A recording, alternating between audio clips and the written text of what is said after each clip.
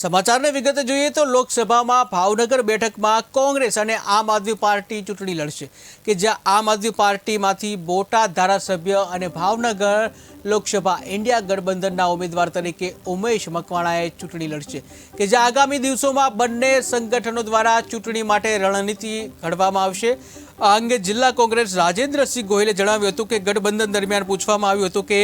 ભાવનગરની બેઠક આમ આદમીને આપવામાં આવે છે ત્યારે અમે सहमति दर्शावी थी। भावनगर લોકસભાની જે બેઠક આમ આદમી પાર્ટીને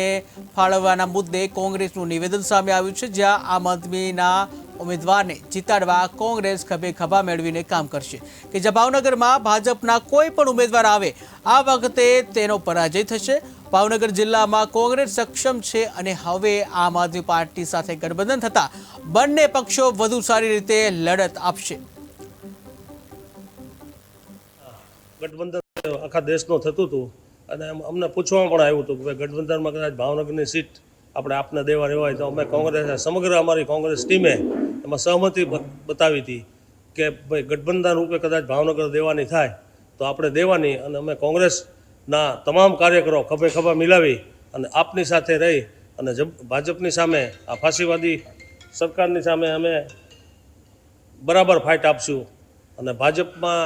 જો કોઈ ઉમેદવાર જે કોઈ આવે પણ અમારો ઉમેદવાર જે અત્યારે નક્કી થઈ ગયો છે એટલે અમે એમના માટે થઈ અને તમામ પ્રયત્નો કરી અને અમે જીતવા માટેના તમામ પ્રયત્નો કરશું। ચોક્કસ હજી આજે ડિક્લેર થયા છે અમારું જે ગઠબંધન છે એ આજે સવારે 11 વાગે દિલ્હીથી ગઠબંધન થયું એટલે હવે